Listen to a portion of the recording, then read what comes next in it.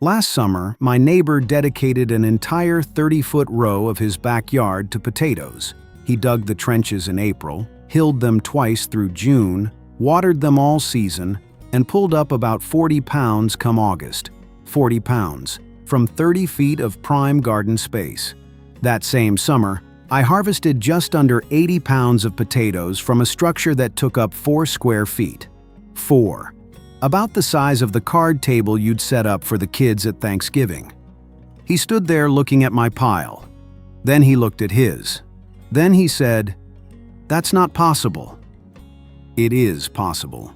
And today I'm going to show you exactly how to do it, step by step, with every measurement, every timing detail, and every decision that actually matters. But here's the thing. There is one choice you will make before you plant a single potato that will either make this method extraordinary or completely ordinary. Most people who try this and fail, they made the wrong call on that one thing. I'll tell you exactly what it is, and why it matters more than the structure you build, the compost you mix, or how carefully you follow every other instruction. Stay with me. Before we get into the how, I want to spend a minute on the why. Because if you understand why this method works, you'll be able to troubleshoot it, improve it, and adapt it to your space and your season without ever having to ask anyone for help. The approach we're going to walk through today comes from Amish farming communities, specifically from gardens I visited in Holmes County, Ohio, and Lancaster County, Pennsylvania. Now, I want to be clear. This isn't some ancient mystical tradition. The Amish aren't magic. What they are is practical, in a way that most of us have lost touch with. When you are feeding 10 or 12 people primarily from your own land, you cannot afford to waste a single square foot of growing space. You cannot afford to experiment with methods that don't work. Every plant, every bed, every technique has to earn its place. That kind of pressure, generational, real, and ongoing, produces methods that work. This is one of them. By the time we're done today, you'll understand the biology behind vertical potato growing well enough to make it work for you. You'll know how to build the structure, how to plant it, how to manage it through the season, and how to harvest it. You'll also know the simplified version, no wire, no building, almost no effort, that I'd recommend to any first-timer. And I'll be honest with you about yields, because I think you deserve real numbers more than impressive ones. Let's start at the beginning. Most of us who grew up gardening learned to plant potatoes the same way. Dig a trench about 6 inches deep, drop in your seed potatoes, cover them up, and then hill the soil around the stems a couple of times as they grow. That's the standard method. It works, it produces potatoes. But it leaves most of the plant's potential completely untouched.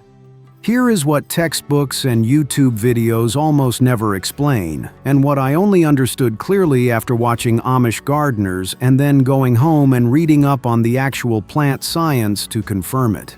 The potato plant produces tubers, the actual potatoes you eat, not from its roots, but from lateral branches that grow off its underground stem.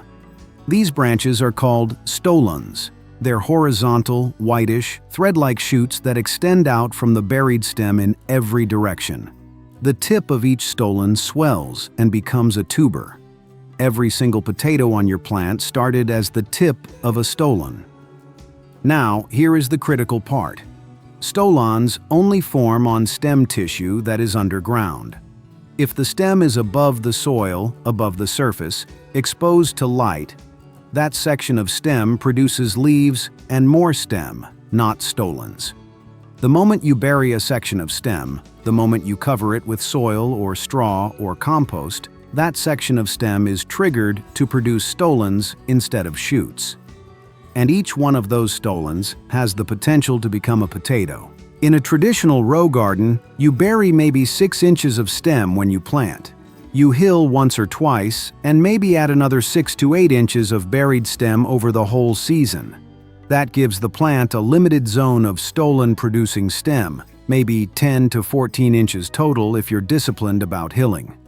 That's why a well-tended row potato produces a handful of tubers clustered near the base.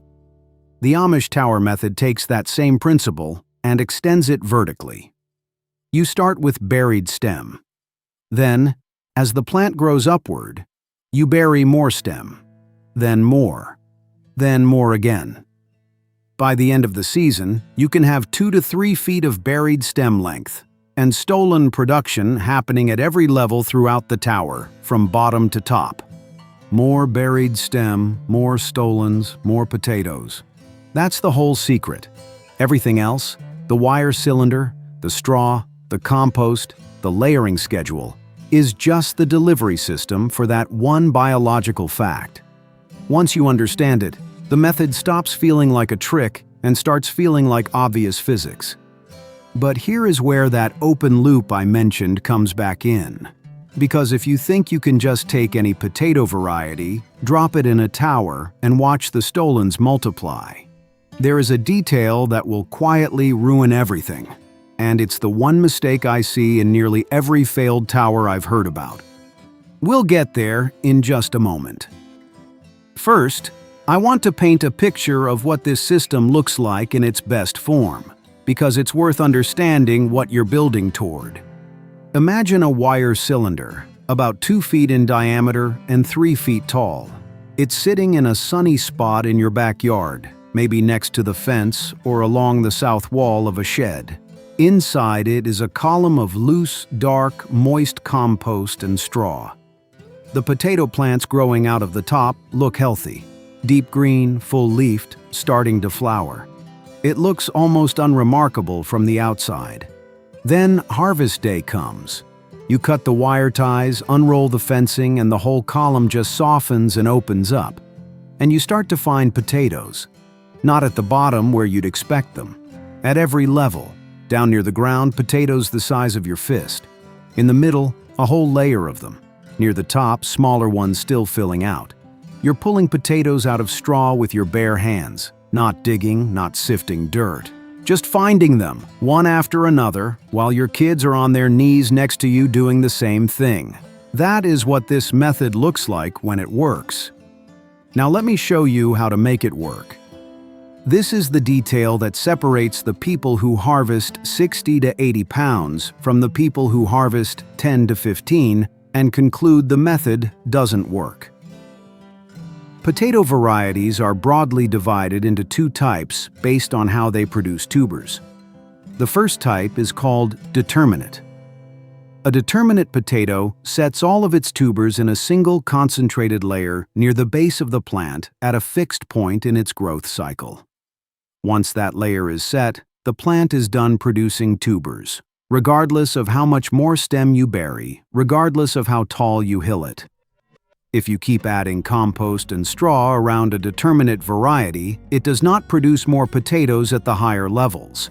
It just sits there in the dark, growing stem, not rewarding you for the effort. The second type is indeterminate. An indeterminate potato keeps producing new stolons along the buried stem as the plant continues to grow. Bury more stem, get more stolons. Hill higher, get more potatoes higher up. The production is directly tied to how much buried stem you give it over the course of the season. For a wire tower to work, for the vertical method to deliver what it promises, you absolutely must use an indeterminate variety. There is no workaround. There is no amount of extra compost or careful watering that will compensate for a determinate variety in a tower. You'll build something beautiful, tend it faithfully all summer, and dig through it at harvest, wondering what went wrong. So which varieties are indeterminate and worth using? The ones I've seen Amish gardeners rely on most often for tower growing are Russet Burbank, German Butterball, Elba, Canela Russet, and Katahdin, also sold as Quebec in some regions. These are the varieties that respond to continuous hilling by producing tubers at multiple levels throughout the tower. They're the ones that turn 4 square feet into a serious food source. Now, a word about some popular varieties that trip people up. Yukon Gold is one of the most commonly planted potatoes in American backyard gardens. It's delicious, it's reliable in conventional rows, and it is often available at every garden center in spring. But Yukon Gold behaves as a semi-determinate to determinate variety in most growing conditions. That means it concentrates its tubers in a narrow zone near the base, regardless of how aggressively you hill it. Same story with red Norland and most early-season fingerlings. In a tower, these varieties simply do not justify the structure. I want to be fair here. The science of potato determinacy is genuinely nuanced, and some gardeners have reported modest multi-level production from Yukon Gold under ideal conditions. But in my experience, and in the experience of the Amish growers I've learned from, the consistent, reliable producers for tower growing are the indeterminate russets and late-season varieties I just listed. If you're putting in the effort to build and tend a tower, use those varieties. Don't gamble on a grocery store favorite. Speaking of grocery stores, one more rule on varieties. Do not use grocery store potatoes as seed potatoes. It's tempting. You have a bag that's sprouted in the pantry, and it seems wasteful to throw it out. But commercial potatoes are almost universally treated with a chemical sprout inhibitor to extend their shelf life. That inhibitor doesn't fully disappear. It slows or suppresses sprouting in the soil, and what sprouts anyway tends to be weakened from the start. Buy certified seed potatoes from a garden center or seed supplier. The difference in vigor is real, and for a vertical tower where you're counting on repeated, vigorous stolon production all season long, you want plants that are starting from their strongest possible point. Get your seeds sorted? Now let's build something. You don't need to spend much money on this. The most effective structure I've used, and the one I've seen most consistently in Amish gardens, costs very little and comes together in under an hour. You need a length of welded wire fencing, the type with 2x4-inch openings, sometimes called hardware cloth or garden fencing. Cut a piece about 12.5 feet long. That might seem like an oddly specific measurement, but there's a reason. When you form that length into a cylinder and secure the ends, you end up with a circle roughly 4 feet in diameter. The math is just the circumference formula, pi times diameter. And it gives you a footprint of about 12.5 square feet of interior growing space in a column that uses 4 square feet of ground. Use wire ties or short loops of baling wire to fasten the ends of the cylinder together. Set it on level ground in the sunniest part of your yard. I cannot overstate this. Potatoes are a full sun crop. They need at least 6 to 8 hours of direct sunlight daily, and more is better. A tower in partial shade will produce a fraction of what a tower in full sun produces. If your best sunspot is also your most visible spot, that's fine. By midsummer, a healthy potato tower is actually a handsome thing, with dark green foliage spilling out of the top.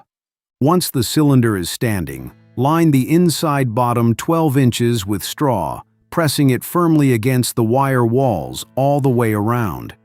This creates a kind of nest that holds your growing medium in place and keeps it from falling through the gaps in the wire. Some Amish gardeners line the entire interior with burlap before filling. It holds moisture a bit better, and you can reuse it season to season. Straw is what I've seen most often though, and it works.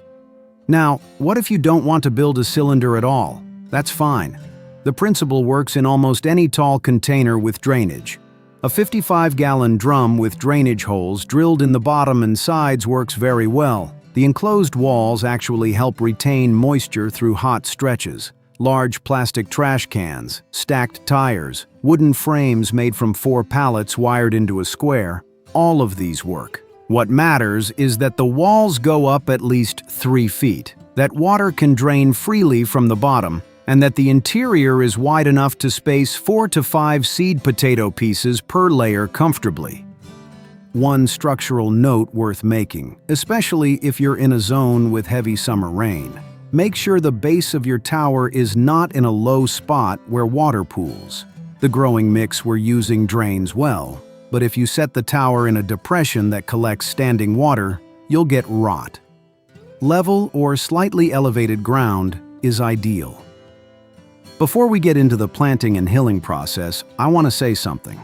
What I'm walking you through today is one method inside a much larger system. understanding how individual crops like potatoes connect to the rest of the garden, how companion planting, crop rotation, and soil health all feed into each other is where the real efficiency comes from. If you want to go deeper into that kind of whole garden thinking, I've put together a book called Veggie Matchmakers that lays out companion planting relationships in a way that makes the decisions simple. There's a link in the description if you want to take a look. Now, let's plant this tower. About 2 to 3 days before you're ready to plant, cut your seed potatoes into pieces roughly the size of a large egg. Each piece needs at least 2 eyes, those small dimpled buds on the potato's surface where new sprouts will emerge. 2 eyes minimum gives you insurance. If one sprout is slow or damaged, the other takes over. After cutting, lay the pieces out in a single layer in a cool, shaded spot, a garage shelf, a covered porch out of direct sun. Let them sit for 2 to 3 days. The cut surfaces will dry and form a callus, a light papery skin over the exposed flesh. This step is worth doing. A freshly cut potato placed in moist growing medium can rot before it ever sprouts. The calloused surface resists that. It takes almost no effort, and it can save your whole planting. For a single 4-foot tower, you'll want 4 to 5 pounds of seed potatoes. That gives you enough for 3 to 4 planting layers as you build upward through the season. Now, the growing medium. Fill the bottom of your tower with a 6-inch base layer of a roughly equal mix of finished compost and straw. Some Amish gardeners use a 3-way mix of compost, garden soil, and straw in roughly equal parts. Either works. What you're aiming for is something that is loose, well-draining, and rich in organic matter. Dense, heavy soil is your enemy here.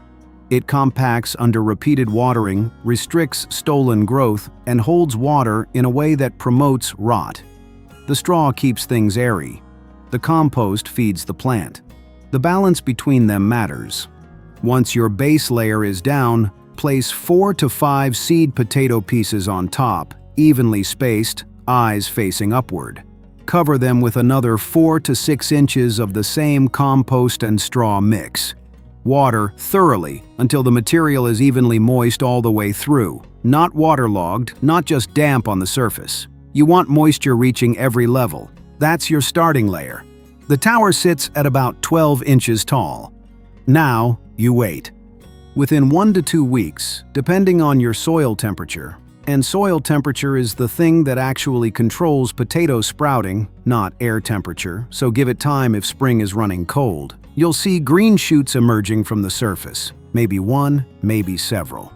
They'll look thin and pale at first, then quickly green up once they hit light.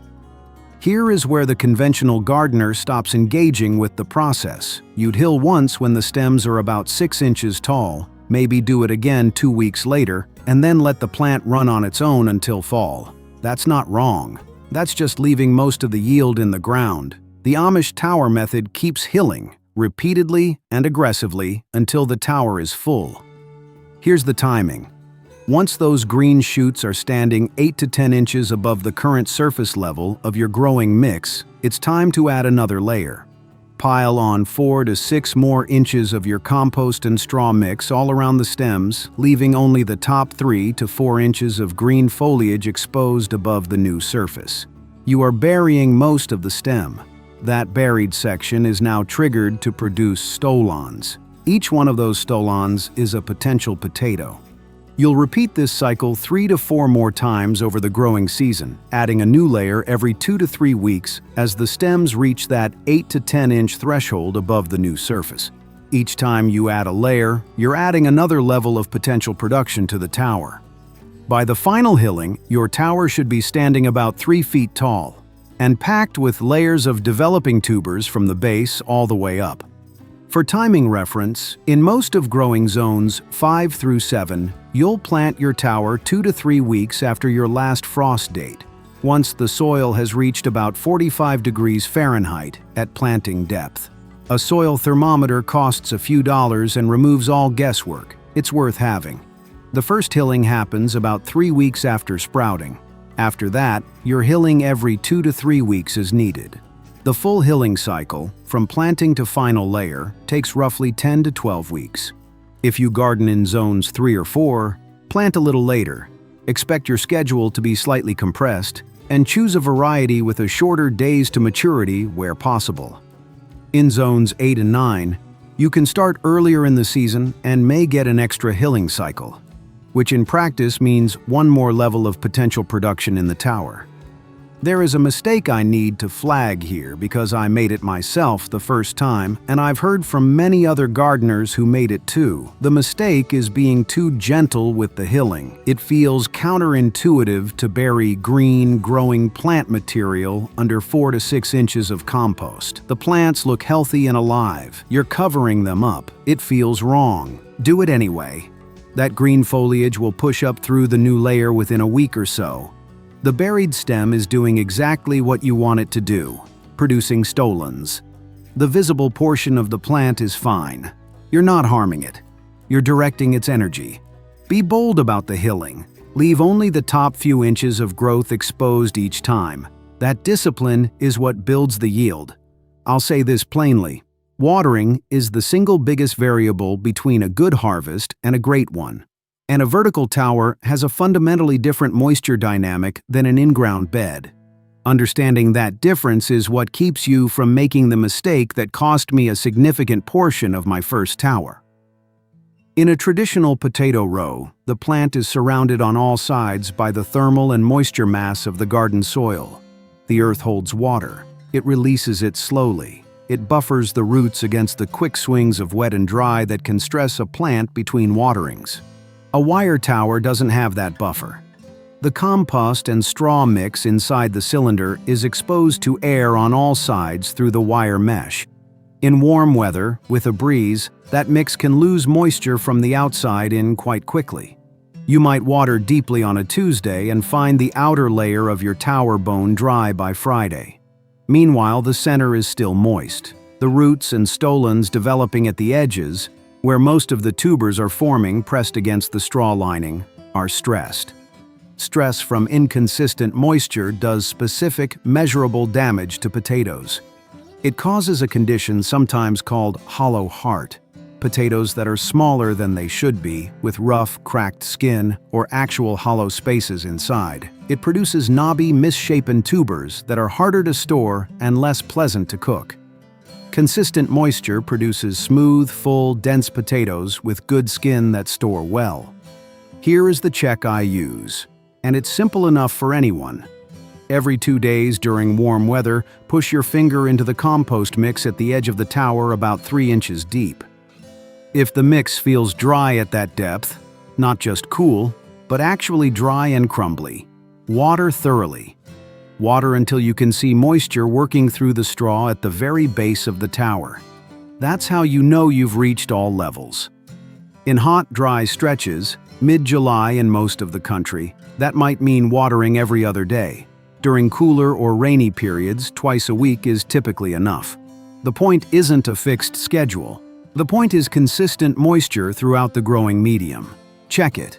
Respond to what you find. If you want to take watering consistency off your mental to-do list, a simple drip line run into the top of the tower on a timer is a legitimate investment. I resisted this for years, thinking it was unnecessary effort for a backyard setup.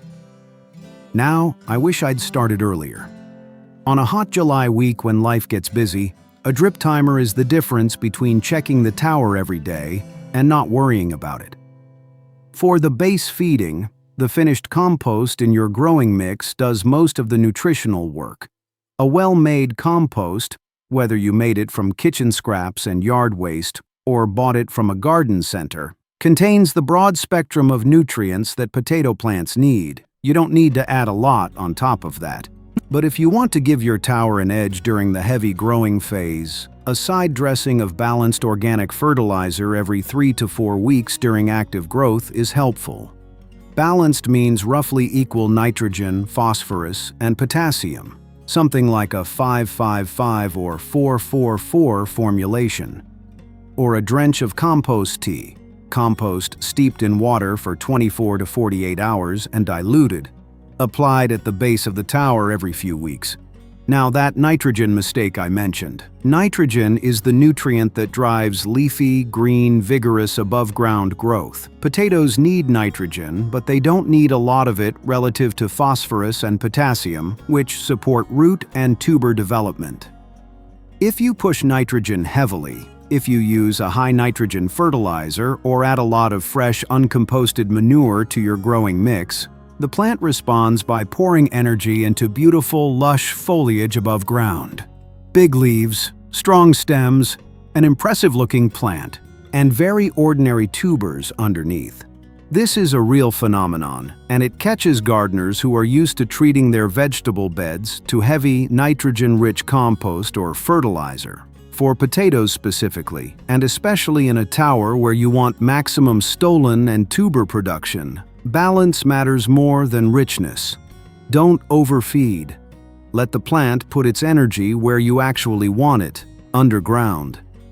There is a moment in mid to late summer when your potato tower will do something that I find genuinely beautiful every time I see it. The plant's flower. Potato flowers are small, white or pale purple depending on the variety, and they don't last long. A week or two and they're gone. Most home gardeners barely notice them. But those flowers are sending you a clear biological signal. Tuber formation is well underway. The plant has shifted gears from vegetative growth to reproductive production. It's putting energy into swelling the tubers that are already set at every level of your tower. When you see flowers, stop hilling. You're done adding layers. The tower is as tall as it's going to get. This is the moment when your job shifts from building to protecting. Protect the consistent moisture, protect the plant from late-season pest pressure, and protect your patience, because what comes next requires you to wait. From the time of first flowering to harvest is typically 4 to 6 more weeks. The signal you're waiting for is the foliage. Watch for the vines to start yellowing. The bottom leaves go first. They'll turn pale, then yellow, then brown and papery. Over the following week or two, that yellowing works its way up the plant. When most of the foliage is yellow and the stems are beginning to die back on their own, not from disease, not from drought, but from the natural completion of the plant's cycle, that's when you harvest. Don't rush this. Those final weeks are when several important things happen. The tubers put on their last significant weight. The starches in the potato deepen and develop into the flavor you actually want. And critically, the skin toughens. A potato with mature, set skin stores for months. A potato harvested before the skin has set, you can rub it off with your thumb, might last 3 or 4 weeks before it starts to break down. If you want potatoes that can sit in a cool cellar or dark basement until January, wait for the foliage to die back naturally. If you're eating them fresh in the next couple of weeks, you can cheat a little. But for storage, patience is a direct investment in your winter food supply. A note on what happens if the foliage dies back early, before you expected, before it's August or September. Sometimes this happens from a disease called late blight, which causes the foliage to collapse rapidly, often with dark spots on the leaves and a faint musty smell. If you suspect late blight, harvest promptly. Don't let the disease have time to reach the tubers. But if the dying back is gradual, progressive, and uniform, starting at the bottom and working upward over 2 to 3 weeks, that's natural senescence. That's what you want to see. When harvest day arrives, the wire tower makes this as enjoyable as gardening gets. Cut the wire ties, unroll the fencing, step back and let the whole column soften and open. Then get your hands in there. Potatoes will be sitting at every level, in the straw, in the compost, clean and round, and surprisingly easy to find with your fingers. You don't dig. You don't use a fork, you just sift. Pull the straw apart, run your hands through the loose compost, and pick up potatoes. I do this with my grandchildren now. They started doing it for about 5 minutes before turning it into a competition over who could find the biggest one. We ended up spending an hour out there. That's what a method like this does. It turns what was just a chore into something people actually want to be part of. After harvest, lay your potatoes out in a single layer in a cool, dark, ventilated spot for about 2 weeks before storing them. This curing process lets the skin fully set and allows any small nicks or cuts from harvest to seal over. After curing, they store best at about 35 to 40 degrees Fahrenheit in a dark, ventilated space, a root cellar, a cool basement corner, an unheated garage in fall. Keep them away from apples or pears. Those fruits release ethylene gas that speeds potato sprouting.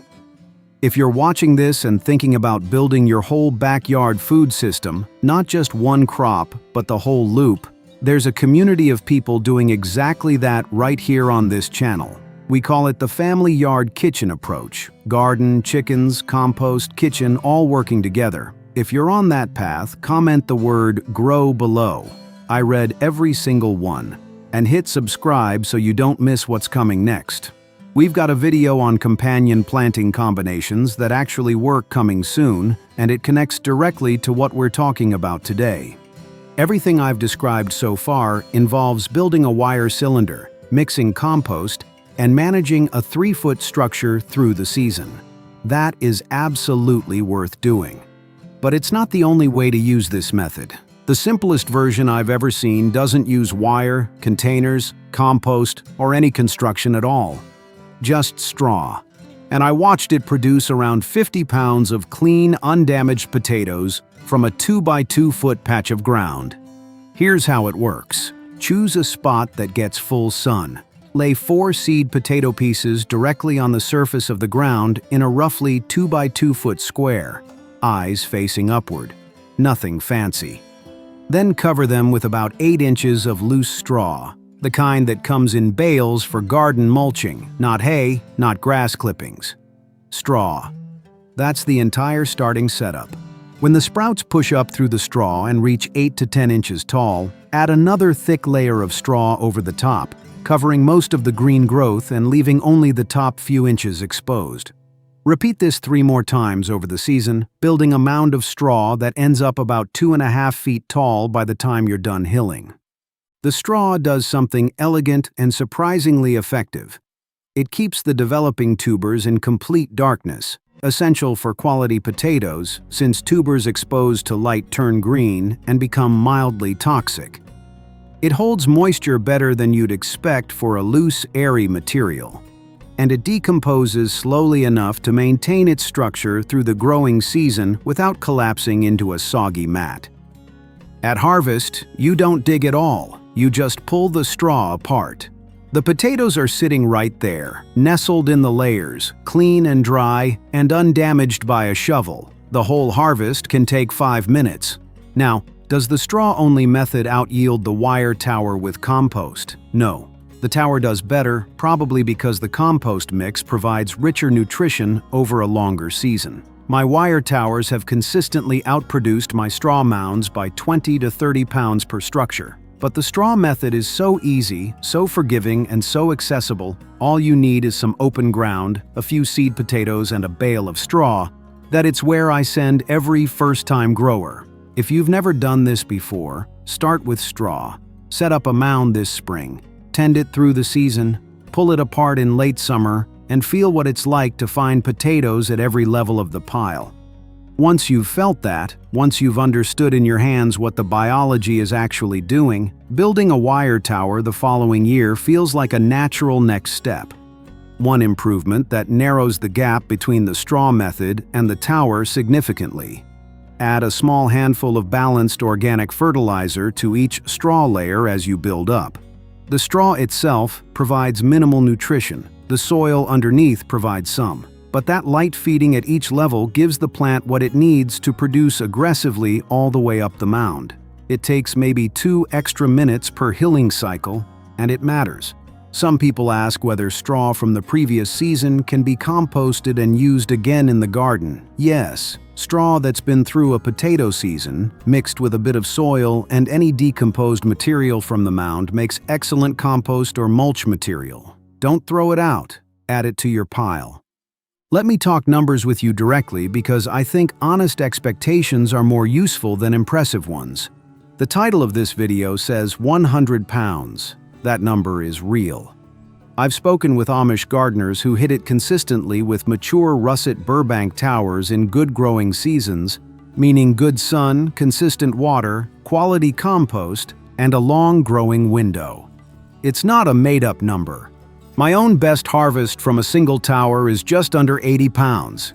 My first year, it was closer to 45.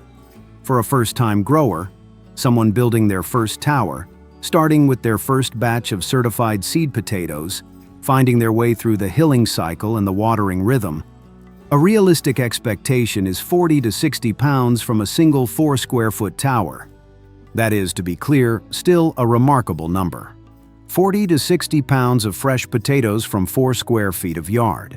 Compare that to a traditional row garden where 30 feet of space might yield a similar amount. The efficiency is real. The method is worth doing.